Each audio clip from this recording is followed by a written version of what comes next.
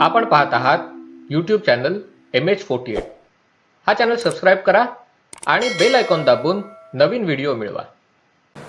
नमस्कार मित्रांनो, आज आपण चर्चा करणार आहोत एका खूप इंटरेस्टिंग पण गुंतागुंतीच्या विषयावर.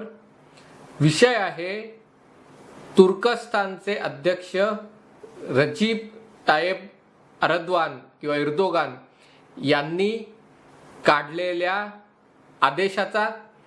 या आदेशानुसार जगातील सर्वात जुन्या आणि कदाचित भव्य चर्च पैकी एक असणारं हाया सोफिया हे चर्च, ज्याचे 15व्या शतकात मेहमूद दुसरा या ओटोमन सुलतानांनी मशिदीत रूपांतर केलं होतं आणि 1934 साली तुर्कस्तानचा सेक्युलर हुकुमशहा कमाल पाशा किंवा कमाल आतातुर्क याने पुन्हा एकदा म्युझियम मध्ये रूपांतर केलं होतं. त्या हाया सोफियाचं पुन्हा मशिदीत रूपांतर करण्याचा.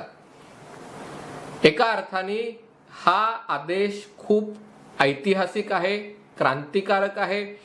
जगामध्ये ख्रिश्चन आणि मुस्लिम देशांमध्ये वितुष्ट निर्माण करणारा आहे आणि त्याच्यामुळे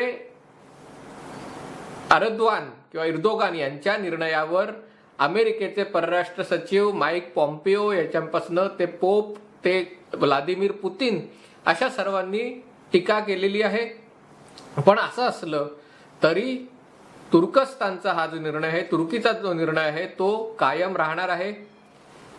या ज्या घटना घडल्या त्याचं भारतातल्या राम जन्मभूमी आंदोलनाशी, हिंदुत्वाशी आणि खिलाफतीच्या आंदोलनाशी जवळून संबंध आहे. खरं तर हा विषय करावा का नाही याबाबत माझ्या मनात थोडीशी घालमेल होती. त्याचं कारण सांगतो, कारण हा खूप गुंतागुंतीचा विषय आहे. गेल्या शनिवारी दादरच्या स्वातंत्र्यवीर सावरकर राष्ट्रीय स्मारकातर्फे माझं एक व्याख्यान आयोजित केलं होतं. तेव्हा तो विषय होता हिंदुत्व आणि खिलाफत चळवळ किंवा खिलाफत चळवळीमुळे द्विराष्ट्रवादाच्या सिद्धांताला कशा प्रकारे खतपाणी घातलं गेलं. आणि त्यामध्ये बोलताना मी साधारणतः या सर्व इतिहासाची मांडणी केली होती. जरी मी इतिहासाचा एक अभ्यासक नसलो आणि एक हौशी अभ्यासक असलो किंवा कुतूहलापोटी त्याचा वाचन करत असलो, तरी हा विषय खूप इंटरेस्टिंग आहे. आणि त्यामुळे हा जेव्हा निर्णय झाला 10 जुलैला आणि त्याच्यानंतर काल जेव्हा मी द प्रिंट या यूट्यूब चॅनलवर शेखर गुप्तांचा व्हिडिओ बघितला आणि त्याच्यात मी उपस्थित केलेल्या मुद्द्यांपैकी बरेच मुद्दे उपस्थित केले होते आणि त्यामुळे मला वाटलं की हा विषय करावा. तुम्हाला जर या विषयाबद्दल जिज्ञासा असेल तर सावरकर स्मारकाच्या यूट्यूब पेजवर किंवा मी तो माझ्या यूट्यूब पेजवरही शेअर केलाय, तो व्हिडिओ बघावा. तो फेसबुक लाईव्ह असल्यामुळे थोडंसं त्याचं रिझोल्युशनला प्रॉब्लेम आहे, पण निदान त्याच्यात तुम्हाला तो विषय ऐकता तरी येईल. हा विषय राम जन्मभूमी आंदोलनाशी आणि अयोध्येत बनत असलेल्या भव्य राम मंदिराशी निगडीत आहे पण नाही. पण आहे अशासाठी कारण आपल्याकडे कायम म्हटलं जातं आणि मुख्यतः हे जे डावे कम्युनिस्ट विचारांचे लोक अशा प्रकारे त्याची मांडणी करत असतात की कशा प्रकारे 1980च्या दशकात रामायण ही मालिका लोकप्रिय झाली आणि त्याच्यातनं राम जन्मभूमी आंदोलनाला एक बूस्ट मिळालं. हा विषय जरी 5 शतकं जुना असला तरी राम जन्मभूमी आंदोलन एवढ्या मोठ्या प्रमाणावर उभं राहिलं आणि या आंदोलनामुळे एक राजीव गांधी सरकार च्या अखेरीस जी देशात अनागोंदीची परिस्थिती निर्माण झाली होती, शहाबानो प्रकरण असेल, मंडल आयोगामुळे रिझर्वेशनचा प्रश्न असेल, अशा या गोष्टींमुळे देशात जेव्हा एक मोठं राजकीय वातावरण ढवळून निघालं होतं, तेव्हा राम जन्मभूमी आंदोलनाने एक हिंदू कन्सॉलिडेशन त्याच्यातनं झालं आणि एक राजकारणात भाजपाला ती सापशिडीतल्या खेळामध्ये जशी शिडी मिळावी तशी भाजपा 2 जागावर होती, ती वाढत वाढत 90 जागांवर आणि आज ती 300च्या वर गेलेली आहे. याच्यामध्ये राम जन्मभूमी आंदोलनाचा महत्वाचा हिस्सा आहे. आणि त्यामुळे जी गोष्ट रजीब तायब इर्दोगान यांनी केलेली आहे ती अशासाठी आहे की तुर्कीमध्ये आज अर्थव्यवस्था कोलमडली आहे. कोरोनाच्या संकटामुळे तुर्कीत खूप मोठ्या प्रमाणावर जीवितहानी झालेली आहे. जनमत त्यांच्या विरोधात आहे. इस्तंबुलमधली च्या स्थानिक निवडणुकात त्यांच्या पक्षाला त्यांना पराभव पत्करावा लागला होता आणि त्यामुळे लोकांचं लक्ष हटवण्यासाठी त्यांनी हा निर्णय घेतला की याच्यामुळे धार्मिक ध्रुवीकरण होईल आणि त्यामुळे हे राम जन्मभूमी आंदोलनाशी साधर्म्य आहे असं म्हटलं जातं. पण यातला मूलभूत फरक लक्षात घेतला पाहिजे. हाया सोफिया ज्याचं आता पुन्हा म्युझियम मधनं मशिदीत रूपांतर केलेलं आहे ते एक चर्च होतं. बायझेंटाईन काळातलं चर्च होतं. जेव्हा ओटोमन सुलतान असलेल्या मेहमूद दुसरा किंवा मेहमूद द कॉन्करर यांनी जेव्हा ते शहरावर विजय मिळवला तेव्हा त्यांनी या चर्चचं मशिदीत रूपांतर केलं. त्याच्यानंतर असलेल्या वेगवेगळ्या ओटोमन शासकांनी ती मशीद अधिक भव्य बनवण्यासाठी त्याच्या आजूबाजूला मिनार उभारले, त्याच्या भिंती डेकोरेट केल्या कुराणातील वचनांनी वगैरे वगैरे. आणि मग गेली 80 वर्ष ते एका म्युझियममध्ये त्याचं रूपांतर करण्यात आलं होतं. राम जन्मभूमीबाबत अयोध्येत रामाचा जन्म जिथे झाला त्या ठिकाणी भव्य राम मंदिर होतं. ते उद्ध्वस्त केलं गेलं 1528-29 साली बाबरानी आणि त्याचा सरदार मीर बाकीनी आणि त्याच्या जागी बाबरी मशीद उभारण्यात आली होती. अर्थात सर्वोच्च न्यायालयाच्या निर्णयात त्यांनी ही मंदिर पाडण्यात आलं होतं का याबाबत मत व्यक्त करायला असमर्थता दर्शवली असली तरी त्यांनी मान्य केलं आहे की ज्या ठिकाणी बाबरी ढाचा उभा होता त्याखाली एक मंदिर होतं आणि ते भव्य मंदिर होतं. त्याच्याच वर हे मशिदीचं बांधकाम करण्यात आलं होतं. आणि त्याच्यामुळे आता जे पुन्हा सर्वोच्च न्यायालयाच्या निकालानंतर अयोध्येत राम मंदिर बांधायचा कार्य सुरू झालेलं आहे त्याच्याशी पण याला जोडण्याचा प्रयत्न काही लोकांकडनं केला जातो. या सगळ्या घटनांचं महत्व खूप आहे अशासाठी कारण जवळजवळ 500 वर्षाहून अधिक काळ इस्लामिक जगताचं नेतृत्व हे तुर्कीकडे होतं. ज्याला खलीफ असं म्हटलं जातं की जो जगातील सर्व मुस्लिमांचा एक मार्गदर्शक प्रमुख, राजकीय प्रमुख, धार्मिक प्रमुख आहे असं म्हटलं जातं. ते स्थान तुर्कीकडे होतं. या खलीफ पदाची वाटचालही अतिशय रंजक आहे आणि या खलीफ पदाच्या अपेक्षेमुळे कशा प्रकारे तुर्कीची वाटचाल झालेली आहे ती समजून घेतली पाहिजे. गेल्या वर्षी न्यूयॉर्कमध्ये तुर्कीचे अध्यक्ष इर्दोगान, पाकिस्तानचे पंतप्रधान इम्रान खान आणि मलेशियाचे तत्कालीन नेते महाथीर मोहम्मद यांची बैठक झाली आणि त्यांनी एक इस्लामिक रिवायवलिझमचा प्रयत्न केला. त्याच्याशीही या सगळ्या गोष्टी निगडीत आहेत. म्हणजे इस्लामिक जगतात सौदी अरेबिया विरुद्ध इराण असा सुन्नी शिया संघर्ष होताच. त्याच्यात कतारही एक प्रादेशिक सत्ता म्हणून पुढे यायचा प्रयत्न करत होता. इजिप्त धार्मिक दृष्ट्या नाही तर सेक्युलर दृष्ट्या अरब जगताचं नेतृत्व करण्याचा प्रयत्न करत होता. पण 1979 सालानंतर हा प्रयत्न थांबलेला आहे. यामध्ये आता पुन्हा तुर्कस्थाननी आपली टोपी टाकलेली आहे इस्लामिक जगताच्या नेतृत्वासाठी आणि त्याच्यामुळे ह्या ज्या घटना आहेत त्याच्यामुळे एक तुर्की आणि सौदी अधिक GCC म्हणजे गल्फ कंट्रीज आहेत त्यांच्यामधलं एक शीतयुद्ध पुन्हा रंगणार आहे. या सर्व विषयांकडे आपण येणार आहोत.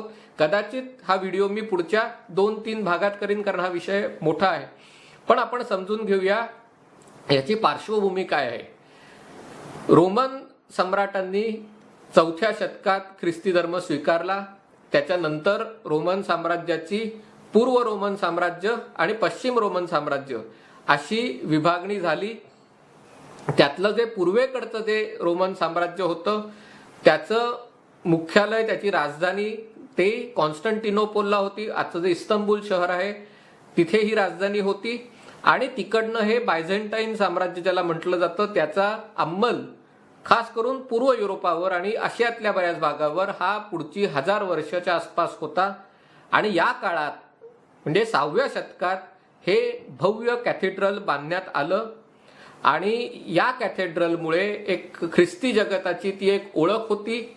आणि जेव्हा इस्लामची स्थापना झाली तेव्हापासून म्हणजे 7व्या शतकापासून मुस्लिम शासकांनी कॉन्स्टंटिनोपोलवर ताबा मिळवण्याचा प्रयत्न केला होता, या शहरावर विजय मिळवण्याचा प्रयत्न केला होता, कारण त्यांच्या दृष्टीनेही हे शहर पवित्र आहे. पण अर्थात तो प्रयत्न यशस्वी झाला नव्हता. सगळ्यात पहिले असा प्रयत्न मुवैया म्हणून जो त्यांचा एक खलीफ होता, जो उम्मियाद खलिफतीचा संस्थापक होता, त्यांनी प्रयत्न केला होता 7व्या शतकात, पण तो यशस्वी झाला नाही. त्यानंतर जवळजवळ 900 वर्ष मुस्लिम शासकांनी कॉन्स्टंटिनोपोलवर कब्जा करायचा प्रयत्न केला, पण हा यशस्वी होऊ शकला नाही. अर्थात खलिफत म्हणजे या काळात ही इस्लामचं नेतृत्व मुख्यतः अरबांकडे होतं. त्यानंतर 7व्या शतकापासून हे साम्राज्य खूप मोठ्या प्रमाणावर त्याचा विस्तार झाला. जवळजवळ म्हणजे स्पेन, संपूर्ण दक्षिण फ्रान्स, पोर्तुगाल इथपासून ते उत्तर आफ्रिका, अरेबिया, इराण आणि अगदी भारताच्या सीमेपर्यंत इस्लामचं साम्राज्य पसरलं. चीनमध्येही त्याचा विस्तार झाला. त्याच्यानंतर ती जी खलीफपद होतं त्याचे तुकडे झाले, त्याच्यात 3 ठिकाणी खलीफपद निर्माण झालं. त्याच्यात एकमेकांच्या अनेक खलिफांच्या हत्या झाल्या. या सगळ्या इतिहासात मी जाणार नाही. पण त्यावेळेला जी परिस्थिती होती तेव्हा कुर्दिस्तानमधनं आलेला सालादीन यांनी इजिप्तमध्ये एक जी खलिफत स्थापन केली होती, त्याच्या ताब्यात मक्का आणि मदिना हा सर्व भाग होता. ओटोमन तुर्क आहेत, हे लोक भटके लोक आहेत. हे सेंट्रल एशिया किंवा मध्य आशियातनं ठिकठिकाणी गेले.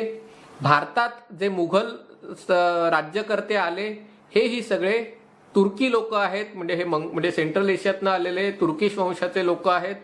हे लोक तुर्कस्तानचा जो आशियातला भाग आहे, अनातोलिया आणि या भागात, ते ठिकठिकाणी त्यांच्या टोळ्या होत्या.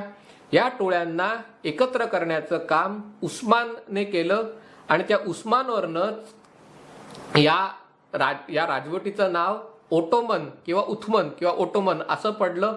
आणि त्यामुळे हे झाली घटना 13व्या शतकात. आणि त्याच्यानंतरही ओटोमन राज्यकर्त्यांनी इस्तंबूलवर किंवा कॉन्स्टंटिनोपोलवर ताबा मिळवायचा प्रयत्न केला, पण तो यशस्वी झाला नाही. त्यानंतर 15व्या शतकाच्या सुरुवातीला म्हणजे 1402च्या आसपास तैमूर लंगानी स्वाऱ्या केल्या. भारतावरही त्यांनी स्वारी केली होती. त्या तैमूरनी जेव्हा ओटोमन एम्पायर, ओटोमन राज्यावर स्वाऱ्या केल्या, तेव्हा त्याच्या आक्रमणापुढे जे ओटोमन लोक आहेत त्यांचं साम्राज्य, त्यांचं राज्य उद्ध्वस्त झालं. त्याची पुनर्बांधणी करण्यात आली आणि ते साम्राज्य पुन्हा आपल्या मूळ स्थितीवर येण्यासाठी त्यांचं लक्ष त्यांनी बायझंटाईन राज्याकडे वळवलं. बायझंटाईन राज्य तेव्हा हे खिळखिळं झालं होतं. जे ख्रिश्चन साम्राज्य होतं सगळ्यात मोठं, पण ते खिळखिळं झालं होतं आणि त्याच्यामुळे ओटोमन सम्राटांनी वेगवेगळे भाग युरोपातले जिंकून घेतले. असं असलं तरी इस्तंबूलवर मात्र विजय मिळवणं त्यांना शक्य झालं नव्हतं. तो विजय मिळवला 1453 साली मेहमूद दुसरा किंवा मेहमूद द कॉन्करर यांनी. आपल्याकडे जर नेटफ्लिक्स असेल तर याच्यावर या लढाईवर एक 6 भागांची लिमिटेड वेब सिरीज आहे, ती जरूर बघा. कशा प्रकारे त्यांनी इस्तंबूलवर ताबा मिळवला. आपल्याकडे जो मुरुड जंजिराचा किल्ला आहे तो असं म्हणत होता की तो किल्ला अजिंक्य होता, आणि कारण तो समुद्रात उभा होता, तटबंदी, आणि त्याच्यामुळे तशा प्रकारचं इस्तंबूलचंही होतं. शहराच्या भोवती जी भव्य तटबंदी, बाजूला नदी, समुद्र असं असल्यामुळे त्याच्यावर हल्ला करणं अवघड होतं. इस्तंबूलवर विजय मिळवल्यावर मेहमूदनी किंवा मेमेटनी तिथलं जे हया सोफिया चर्च होतं त्याचं मशिदीत रूपांतर केलं. या मशिदीत रूपांतर करण्यामुळे 2 गोष्टी झाल्या. एक, जे तुर्की लोक होते, जे तोपर्यंत एक राज्य होतं, त्यांचं साम्राज्य, त्यांच्याकडे एक सम्राट म्हणून बघायला, सुलतान म्हणून बघायला सुरुवात झाली. इस्तंबूल ताब्यात आल्यानंतर त्यांच्या साम्राज्याचा विस्तार पुढच्या काळात व्हिएन्नापर्यंत म्हणजे पूर्व युरोपच्या खूप मोठ्या प्रमाणावर झाला. आणि त्याच्यामुळे त्यांचं जे स्थान आहे ते खलीफपद त्यांच्याकडे चालून आलं. त्यांनी स्वतःला खलीफ घोषित केलं. नंतरच्या काळात त्यांनी मक्का, मदिना, जेरुसलेम या तिन्ही शहरांवर त्यांचा ताबा मिळवला. भारतात मात्र त्यांच्याच पैकी जे मुघल लोक आले त्यांनी सुरुवातीला यांचं तुर्की लोकांचं खलीफपद मान्य केलं होतं, पण नंतरच्या काळात मात्र सम्राट अकबराच्या काळापासून, कारण मुघलांचं साम्राज्य होतं हे अतिशय भव्य होतं. लोकसंख्येच्या बाबतीत ओटोमन साम्राज्याची लोकसंख्या जेमतेम 2-2.5 कोटी असावी. मुघल साम्राज्याच्या ताब्यात 10 कोटीहून जास्त त्यांची लोकसंख्या होती आणि त्यामुळे अकबराच्या काळापासून मुघलांनी तुर्कांना खलीफ मानण्यास नकार दिला आणि त्यांनी स्वतःला भारताचं खलीफपद घोषित केलं. अकबर ते औरंगजेब या काळापर्यंत तुर्कांना खलीफ मानण्यास नकार दिला होता. औरंगजेबाच्या मृत्यूनंतर मुघल साम्राज्य मोडकळीस आलं आणि त्याच्यानंतर पुन्हा भारतातल्या लोकांनी खलीफ म्हणून तुर्कीच्या लोकांकडे बघायला सुरुवात केली. असं जरी असलं तरी या काळात व्हिएन्नाच्या ताब्यात घेतल्यानंतर मात्र ओटोमन तुर्कांचं साम्राज्य हळूहळू त्यांचा प्रभाव ओसरायला लागला. युरोपमध्ये औद्योगिक क्रांती झाली आणि त्याच्यामुळे अनेक युरोपियन लोकांनी झपाट्याने प्रगती केली. नवी व्यापारी मार्ग शोधून काढण्यात आले आणि त्याच्यामुळे थेट समुद्रमार्गे भारताशी आणि पूर्व आशियाशी व्यापार सुरू झाला आणि त्यामुळे जो खुष्कीचा मार्ग होता, जो इस्तंबूल होता, त्याचं महत्त्व कमी होऊ लागलं आणि त्याच्यामुळे ओटोमन साम्राज्य त्याला अवकळा प्राप्त झाली. ओटोमन साम्राज्य भरभराट होण्याचं कारण त्यांनी कवायती फौज आणि व्यावसायिक सेनापती तयार करण्याची, ज्याला जेनिसरी म्हटलं जातं, ती यंत्रणा उभी केली होती. ती यंत्रणा सडली, त्याच्यात घराणेशाही आली आणि अशामुळे ओटोमन साम्राज्य अस्ताला जाऊ लागलं. 19व्या शतकात त्यांनी सुधारणांचे प्रयत्न केले, जशा भारतात सामाजिक सुधारणा झाल्या तशा प्रकारे, पण ते टिकले नाहीत. युरोपातला जो राष्ट्रवाद होता आणि साम्राज्यवाद होता त्याच्यामुळे ओटोमन साम्राज्य खिळखिळं झालं आणि अनेक युरोपियन देशांचा, ज्याच्यात फ्रान्स, जर्मनी, इंग्लंड, रशिया, त्यांचा तुर्कस्तानवर, तुर्कीवर डोळा होता. त्याच्यातनं 19व्या शतकाच्या उत्तरार्धात तुर्कीचा सुलतान अब्दुल हमीद यांनी आपलं तुकडे तुकडे होणारं साम्राज्य एकत्र करण्यासाठी पुन्हा एकदा इस्लामचा आधार घेतला आणि त्यांनी पुन्हा एकदा इस्लामी खलिफतीचं झेंड्याच्या नावावर मुसलमानांना एकत्र करायचा प्रयत्न केला. त्याच्या गळाला जे मासे लागले ते भारतातले आणि जे नंतर पुढे पाकिस्तानवादी झाले त्यांच्यापैकी बरेच जण, पण हे मासे त्यांच्या गळाला लागले. या सगळ्या इतिहासात मी जात नाही कारण हा खूप मोठा विषय आहे, पण याचं परिणिती शेवटी ही 20व्या शतकाच्या सुरुवातीला पहिल्या महायुद्धामध्ये तुर्कस्तानने किंवा तुर्कीने फ्रान्स आणि ब्रिटनच्या विरुद्ध, फ्रान्स, ब्रिटन आणि रशियाच्या विरुद्ध जर्मनीच्या बाजूने उडी घेतली. अर्थात त्याच्यात जर्मनीचा या युद्धात पराभव झाला आणि तुर्की यांच्यात सहभागी असल्यामुळे तुर्कस्तानचाही पराभव झाला. या पहिल्या महायुद्धात 10 लाखांहून अधिक भारतीय सैनिक ब्रिटिशांच्या बाजूनी या सर्व ओटोमन साम्राज्यात ठिकठिकाणी लढले. तो इराक असेल, पॅलेस्टाईन असेल, इजिप्त असेल, सिरिया असेल, सगळीकडे भारतीय सैनिक लढले आणि त्यामुळे जर ओटोमन साम्राज्याचा पराभव कोणी केला असेल तर त्याच्यात भारतीय सैनिकांचं, आणि त्याच्यातही जवळजवळ 40% मुस्लिम सैनिक होते, त्यांनी याच्यात खूप मोठी भूमिका बजावलेली आहे. आणि ते झाल्यावर मात्र अनेक कारणं होती की ज्याच्यामुळे ओटोमन साम्राज्याचं ब्रिटन आणि फ्रान्सने विघटन करून त्याच्यात आपापली वाटणी करायचा प्रयत्न सुरू केला. त्याच्यात सिरिया आणि लेबनॉन फ्रान्सने घेतला, पॅलेस्टाईन आणि इराक ब्रिटनने घेतला. पुन्हा हा मोठा इतिहास आहे, त्याच्यात मी शिरत नाही. आणि त्याच्यामुळे तुर्कीचं साम्राज्याचे तुकडे तुकडे होत असताना तिथे राष्ट्रवादी चळवळीने पुन्हा आकार घेतला. या राष्ट्रवाद्यांचं नेतृत्व केलं कमाल पाशानी.